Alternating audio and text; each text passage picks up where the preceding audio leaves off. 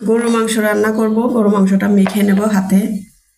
সব রকম মশলা দিছি, এই যে পেঁয়াজ বড় বড় করে টুকরো করে দিছি, আস্ত রসুনের কোয়া দিছি, হলুদের গুঁড়া, মরিচের গুঁড়া, হলুদের গুঁড়া, লবণ, আদা রসুন বাটা, জিরা বাটা, তেজপাতা, গরম মশলা সব কিছু দিছি।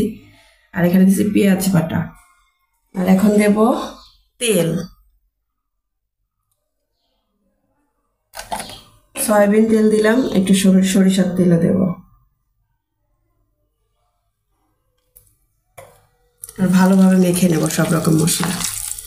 আসসালামু আলাইকুম, সবাই কেমন আছেন? আশা করছি ভালো আছেন। আমি আলহামদুলিল্লাহ ভালো আছি।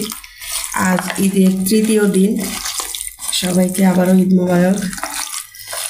শুরু করলাম নতুন একটি ব্লগ। আমার ঈদের ব্লগটিও এখনও যায়নি, আসলে সময়ের অভাবে এডিটিং করা হয়নি এখনও। ঈদের দিনের ব্লগটা অমনি পড়ে আছে।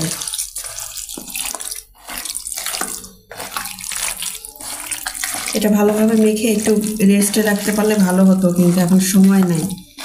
আসলে মুরগির মাংস আছে ঈদের দিনে রান্না, সেভাবে কারো খাওয়া হয়নি বাসায়, এই জন্য মাংস এখনও পড়ে আছে।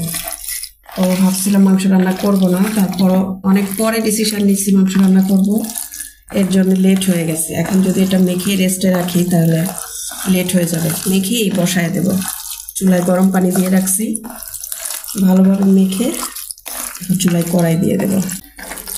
কোরবানির মাংস এমনিতেই টেস্ট হয়, আর তাছাড়া হাতে মেখে এভাবে মাংস রান্না করলে, আর যদি আধা ঘন্টা 1 ঘন্টা রেখে দেওয়া যায় তাহলে তো আরও ভালো।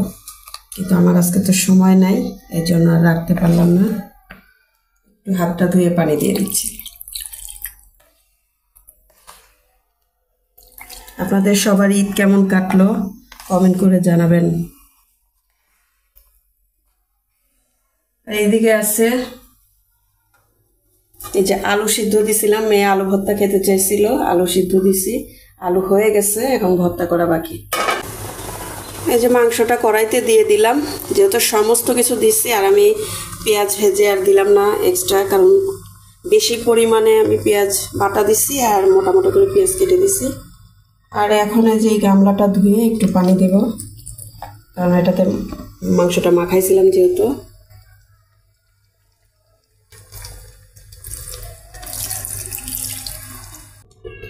ঈদের দিনের মুরগির মাংস রান্না করছিলাম 1 কড়াই, ডিমের কোরমা, পোলাও, সব কিছু রান্না করছিলাম, সেমাই, কিন্তু সেভাবে কারোরই খাওয়া হয়নি।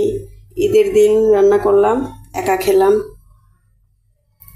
সাথে অবশ্য বাসা আরেকজন আছে, তো আমরা দুজনে খেলাম। মেয়ের বাবা তারা ওর ফুপির বাসায় খেলো, রাত্রে শুধু বাসায় খাইছে। পরের দিন মাংস তো ওই রকমই আছে, সেই মাংস আর খাওয়া হলো না, শুধু আমি ফ্রেশ সাদা ভাত রান্না করলাম, যেহেতু একা। ওরা আবারও ওদের ফুপির বাসায় ধাওয়াত ছিল, আমার ননদের বাসায়, সেখানে গেল। আমার ভাসুর আসছে ওখানে ঢাকা থেকে। তো যাই হোক, সবাই ও বাসায় খাওয়া দাওয়া করছে, আমিও যাই সব সময়। এবার যাওয়া হয়নি কোনো একটা কারণবশত। তো তারপরে এই জন্যে মাংস এত রয়ে গেছে। আর মুরগির মাংস কিন্তু বেশি পরিমাণে থেকে গেলে বারবার ওটা জাল দিয়ে খাওয়া যায় না, ভালো লাগে না। গরু, খাসি এগুলো খাওয়া যায়, যত জাল দেওয়া যায়, যত খাওয়া যায় তত টেস্ট লাগে, মানে রেখে খাওয়া যায় তত টেস্ট লাগে, কিন্তু মুরগির মাংসটা ভালো লাগে না। এই জন্যে কালকেও আর যেহেতু ওরা ছিল না, রাত্রেও এসে খুবই হালকা খাইছে, সেভাবে খাইনি। সকাল পর্যন্ত মুরগির মাংস ছিল, এখনও একটু বেঁচে আছে। তো এই জন্য আজকে মাংস রান্নাই করতে চাইছিলাম না, তারপরও ভাবলাম যে না, গরু মাংস একটু রান্না করি। আর মেয়ে আলু ভর্তা খেতে চাইছিল, আলু ভর্তা করতেছি। আপনাদের ভাইয়াকে বললাম যে খিচুড়ি রান্না করি গরু মাংসের সাথে, কিন্তু আসলে এত তাপমাত্রা, কোনো বৃষ্টি নাই, ভাবসে গরম, মানে গুমট গরম যাকে বলে, এই জন্য আর করবো না, কি বলে, খিচুড়ি রান্না করবো না। আর ঈদের দিন যেহেতু পোলাও করছিলাম, এই জন্য সাদা ফ্রেশ ভাতই করতেছি। সাথে থাকুন সবাই। চাল অল্প করে দিচ্ছি, 1 গাদা ভাত আছে, ফ্রিজে রেখে দিছি, এই জন্য অল্প করে চাল দিলাম। এই যে আলু ভর্তা করার জন্য এই যে শুকনো মরিচ ভেজে নিচ্ছি। তেলের মধ্যে যখন শুকনো মরিচ ভাজা যায়, এত সুন্দর একটা ঘ্রাণ আসে, খুব ভালো লাগে ঘ্রাণটা। আলু ভর্তায় মানে দেওয়ার জন্য যে পেঁয়াজ সেটা আমি ভেজে নেব, তাহলে বেঁচে গেলে মানে টক হয়ে যাবে না, নষ্ট হয়ে যায় না। এমনিতে আমি ভর্তা বেঁচে গেলে ফ্রিজে রেখে দিই।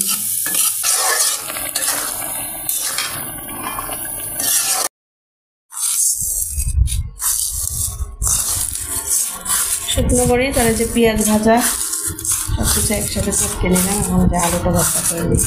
আসলে শুকনো মরিচ দিয়ে আলু ভর্তা বেশি টেস্ট, ডাল ভর্তা বা যে কোনো ভর্তা। কিন্তু শুকনো মরিচ খাওয়া যে কতটা ক্ষতি, আমার তো একদমই নিষেধ, তাও ভালো লাগে।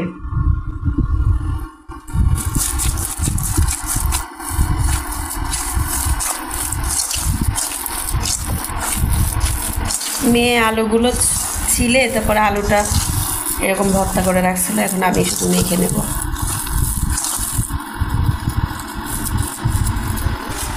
এই যে আলু ভর্তাটা হয়ে গেল। শুকনা মরিচের আলু ভর্তা কার কার পছন্দ কমেন্ট করে জানাবেন।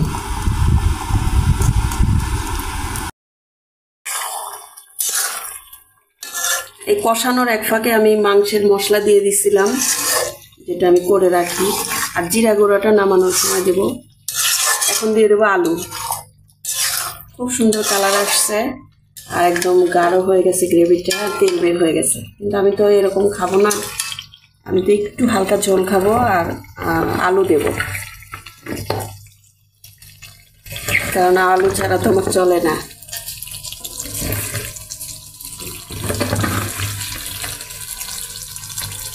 আর দিয়ে দেবো কাঁচামরিচ।